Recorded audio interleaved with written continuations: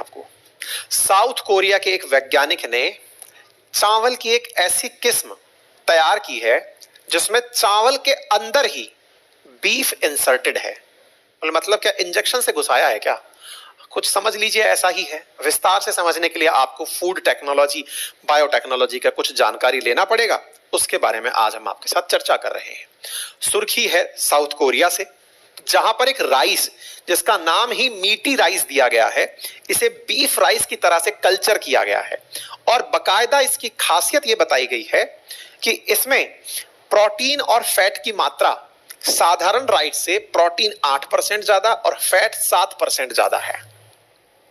इस राइस को तैयार करने का असली उद्देश्य, इस बीफ राइस को असली उद्देश्य केवल यह है कि उन क्षेत्रों के लिए, उन लोगों के पास जिन्हें प्रॉपर तरीके से भोजन में प्रोटीन नहीं मिलता, उन्हें इसकी वजह से अब प्रॉपर प्रोटीन मिल पाएगा। चावल चूंकि सब जगह खाया जाता है, तो चावल के साथ ही अगर उन्हें एडिशनल फैट और प्रोटीन दे दिया जाए तो उन्हें लाभ होगा। साउथ कोरिया के एक वैज्ञानिक का यह जो प्रयोग है इस समय सुर्खी बना हुआ है। South Korean scientist are now making rice with beef cell to revolutionise how the world eat. अब देखिए, revolutionary food meat injected in individual grain of rice in Seoul lab. ये सुर्खी बनती है और नाम हो जाता है मीटी राइस, बीफी राइस, इस तरह की सुर्खी का। क्या है साथियों, क्या किया गया है, कैसे किया गया है, सारी बातें चर्चा करते हैं। राइस आप सभी अधिकांश नाम से जानते हैं, खाते हैं, यूज करते हैं। राइस को जनरली अभी तक हमने सुनहरे चावल के नाम से सुना था कि जब उसके ऊपर मतलब गोल्डन राइस बनाने के लिए प्रयास किए गए थे फिलीपींस के अंदर। उसी पर चर्चा हमने थोड़े दिन पहले बायोटेक्नोलॉजी के नाम पर की थी। रिसेंटली सुनने में आया है कि राइस के अंदर ही इंजेक्शन के माध्यम से बीफ को जनरेट करने वाली सेल्स को इंसर्ट कर दिया गया है।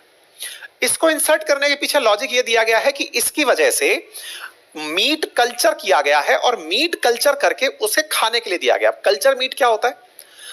मीट जनरली आप और हम जितना समझते हैं कि किसी पशु की जब हत्या होती है तो उससे निकलने वाला मीट, जानवरों का मीट जो है वो लोगों के द्वारा खाया जाता है।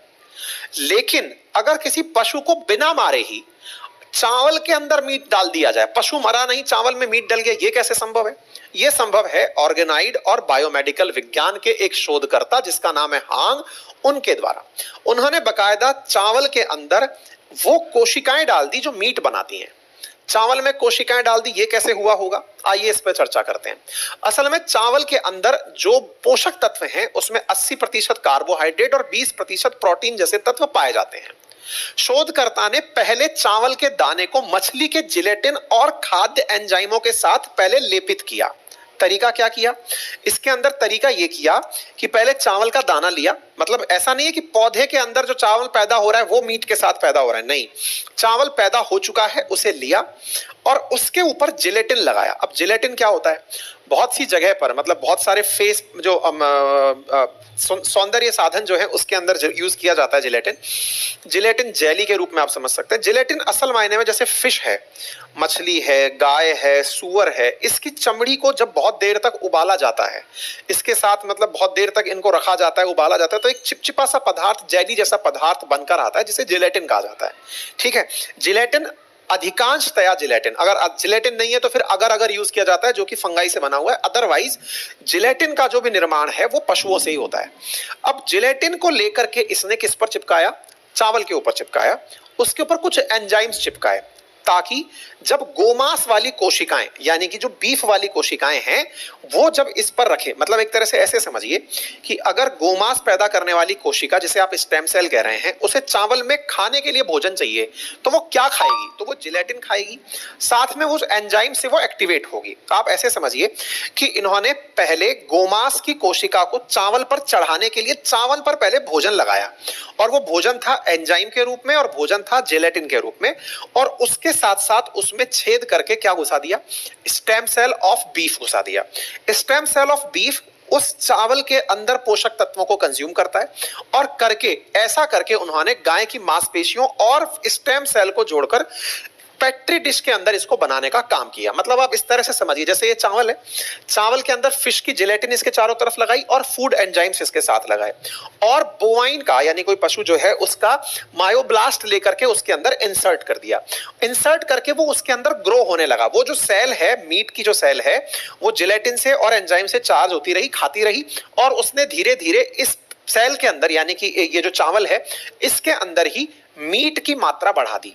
यानी कोशिका अपने आप से ग्रो होने लग गई चावल के अंदर, जिससे चावल में फैट की मात्रा भी बढ़ गई, प्रोटीन की मात्रा भी बढ़ गई, और ये प्रयास करने में ये लोग कामयाब हो गए। ठीक है, मतलब एक प्रकार से ये समझिए कि इन्होंने अपने द्वारा प्रॉपर तरीके से चावल के पोषक मूल्य और उसकी संरचना को परिवर्तित कर दिया, और गोमांस के साथ यानी बीफ के साथ एक संकर मजबूत कर दिया।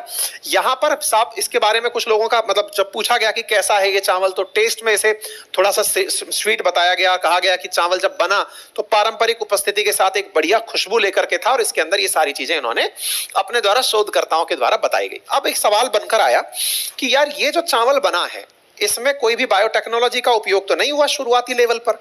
हाँ, लेकिन फूड टेक्नोलॉजी ये जरूर हुई है कि बने हुए चावल पर, जैसे जैसे आपने कई बार देखा होगा जो पीनट आप देखते हैं, मतलब मूंगफली का जो दाना देखते हैं, उस पर कुछ लोग मसाला लगा करके पीनट मसाला बनाकर बेचते हैं। कई बार आपने देखा होगा कि आलू की जो चिप्स हैं, स्लाइसेस हैं, उन स्लाइसेस के ऊपर बेसन लगा करके पकोड़े बनाकर लोग बेचते हैं। मिर्ची के ऊपर मसाला लपेट करके या बेसन लपेट करके पकोड़े बनाकर बेचते हैं। ऐसा ही एक प्रकार का पकोड़ा चावल बना दिया इन्होंने। इसमें क्या किया है, इसमें बकायदा चावल लिया, चावल के अंदर इन्होंने जिलेटिन लगाया, जिलेटिन लगाकर उसमें एंजाइम्स डाले, छेद करके उसके अंदर इन्होंने स्टेम सेल्स डाल दी। अब चूंकि ये बायोटेक्नोलॉजी से संभव हुआ है स्टेम सेल का ग्रोथ, इसलिए इसे मॉडिफाइड कहा जा सकता है। और इसका उपयोग करने के लिए अब बड़ा सवाल ये बनता है कि ये चावल बन तो गया, लेकिन हर चावल में छेद करेगा कौन? अगर मान लीजिए किसी व्यक्ति को एक कटोरी चावल खाने, तो पहले तो हर चावल में छेद हो, उस पर जिलेटिन हो, छेद होने के बाद उसमें स्टेम सेल बने। तो इसका कहना ये है कि अगर इसका सही से उपयोग किया जाए, यानी कि अगर मास स्केल पर इसे प्रोड्यूस किया जाए, तो ये बहुत सस्ता पड़ जाएगा। मतलब इसका लगभग मानना है कि $2.5-2 के आसपास पर केजी के हिसाब से ये चावल उपलब्ध हो सकता है अगर मास स्केल पर इसका प्रोडक्शन हो जाए। फिर बड़ा सवाल ये बना कि भाई इतना करने की भी क्या जरूरत है? जैसे मीट खाना होगा, वो पशु को मार के ही खा लेगा ना, पशु को मार के ही मीट खाना है तो वो वैसे ही खा लेगा, तो उसके लिए चावल में ये टेक्नोलॉजी लाने की क्या जरूरत है? तो इसका कहना यह है कि जब एक पशु बड़ा होता है तो उसके द्वारा बड़ी संख्या में बहुत सारा पहले लाइव स्टॉक के रूप में उसको, सॉरी, फसलों के रूप में उसको खाना पड़ता है। मतलब कि उसको पहले चारा चरना है। एक पशु को अगर आप कंज्यूम कर रहे हैं तो पशु अपने जीवन को भी तो सरवाइव करने के लिए पहले बहुत सारे पेड़ पौधे खाया है। उसने बहुत सारे पेड़ पौधे खाए, फिर पेड़ पौधे खा के उसने जुगाली की, जुगाली करके उसने बहुत बड़ी मात्रा में मीथेन अपने गैस मुंह से निकाली, जो कि अपने आप में ग्रीन हाउस गैस है, जिसकी वजह से ग्लोबल वार्मिंग बढ़ती है। मतलब मवेशियों की जुगाली से भी मीथेन का उत्पादन होता है, चावल धान की खेती से भी मीथेन निकल रही है, और पशु की जुगाली से भी मीथेन निकलती है। तो बोले ग्रीन हाउस गैस है। तो बोले इससे कम से कम आपको एक तो सेंस ये होगा कि मैंने किसी पशु को मार करके बीफ नहीं खाया, नंबर एक। तो बोले नैतिक रूप से आपको अंदर फील गुड फीलिंग आएगी। अच्छा, और दूसरा, और बोले सही मायने में आपने ग्रीन हाउस उत्सर्जन में कमी कर दी। बोले कैसे? बोले 8 गुना तक आप ग्रीन हाउस गैस का उत्सर्जन कम कर रहे हैं। बोले कैसे?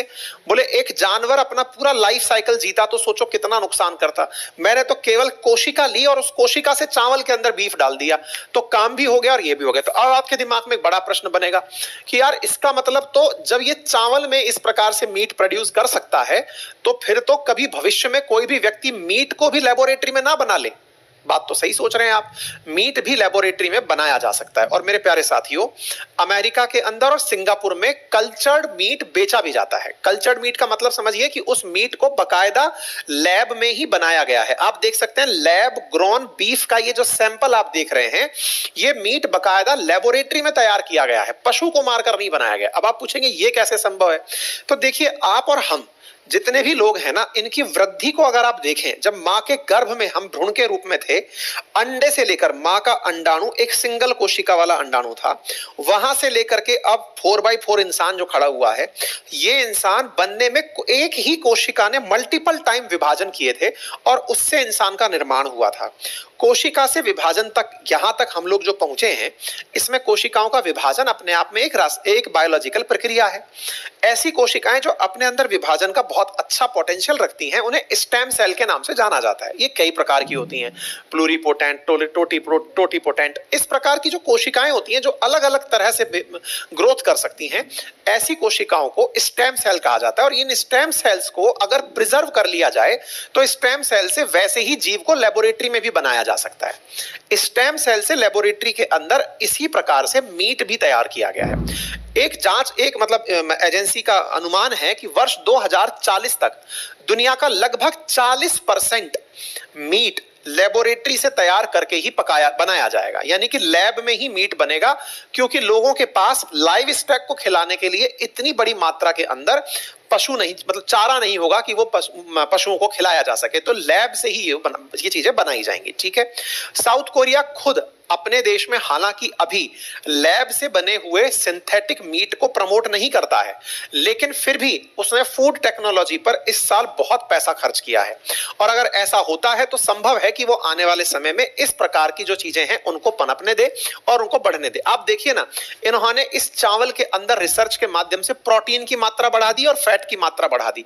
यही काम करने के लिए इन्होंने ये रिसर्च की थी। ठीक है। तो $2.23 प्रति किलोग्राम के हिसाब से पड़ जाएगी, और वर्तमान में जो गोमांस है वो $14.88 प्रति किलो के भाव से चल रहा है। तो एनवायरमेंट के हिसाब से मैंने बता दिया कि इसकी वजह से क्या फायदा होगा, और ये मैंने बता दिया 8 गुना तक कार्बन डाइऑक्साइड ज्यादा कंज्यूम करते हैं जानवर, मतलब वो पैदा करते हैं, तो ऐसी स्थिति में उससे भी निजात मिल सकेगी। ठीक है। ये जानकारी मैंने आपको दे दी है, तो अब आपको समझ में आ गया। बाकी इस पर नैतिकता से जुड़े सवाल हो सकते हैं, उस पर आप अपना तर्क देते रहिएगा।